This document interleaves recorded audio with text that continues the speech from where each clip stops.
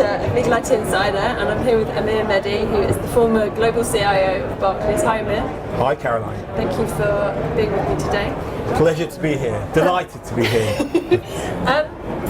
So you headed the legal and head office function at Barclays, and one of the things that I'm fascinated about your observations in terms of, we've talked a lot about change management here at BLTF. One of the things that I'm kind of fascinated on is your emphasis on people. We always talk about people, process, technology, but you said that you're particularly passionate about the people side of things, and I just wondered if we could explore that a little bit more in terms of what you mean. Yeah, look, I mean, I was there at Barclays for 12 years, and you know, we went through a number of transformations and put in some fantastic technology. But if I have one thing that I take away from that is the teams that we put together and the culture that we created, within those teams. And I think, unfortunately, lots of organisations unbelievably still don't focus on the people side, and they're focusing let's get the processes in place, let's get all these different things, but they don't focus on the human aspect. And it just sort of it shocks me when I especially being in a large organisation like Barclays, and you look at other you look at other leaders and how they're leading their teams, and you're just like, that's interesting. And you see it in lots of different organisations, and that people aspect is just, it's not at the forefront of their minds, and that's something that was paramount to me, and that's the bit that I really miss the most is the people aspect. But what does it mean? So does it mean that you have to focus on getting the right people, on managing people, on because people is often the most difficult part of running a team, right? Yes. So what does it really mean? Like, so you have to hire the right people, you have to manage them in a certain way, or what does it really mean? Yeah, look, getting the right people. That's the $1 million $1 million.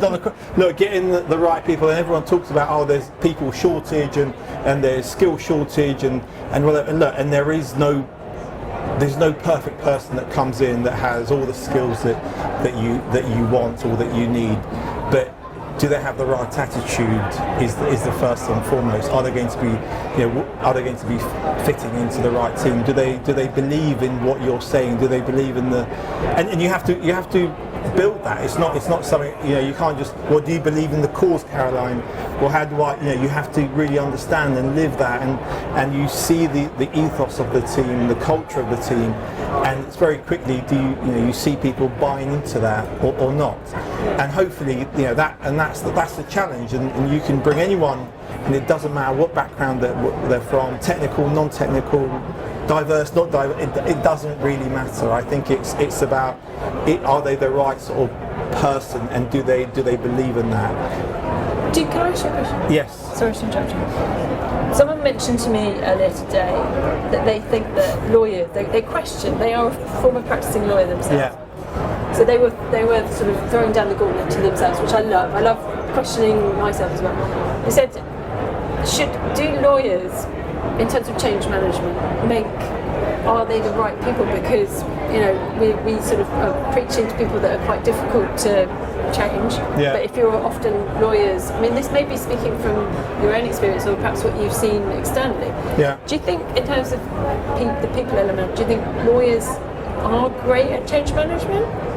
Or Look, lawyers, they're human beings at the end of the day, and every human being, when you ask them to do something, they are going to ask, well, what's in it for me? That's first and foremost. If you want people to change, you need to, I hate saying that, but it's a very old saying, bring them on that journey, right?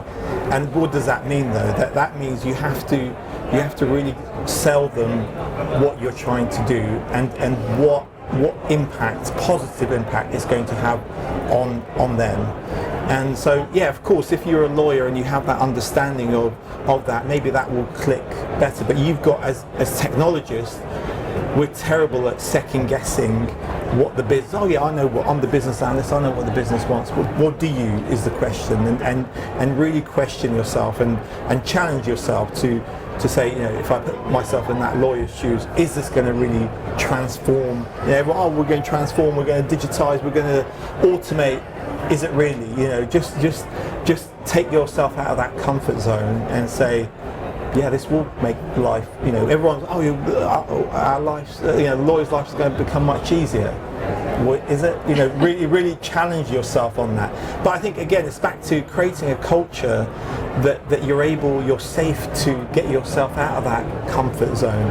And if you're not treating people in the right way, then they're never going to be able to sort of show their true capabilities and get the best out of your people. That's what you want. Yeah. And if that's sitting in the lawyer's shoes, or if that's explaining to the technical team on how you do something, that's really it's creating that environment to be able to sort of really showcase your entire skill set. Yeah. I do think that taking people on a journey is the right. I mean, it's a very old saying. No. I mean, 100%. I've done a bit of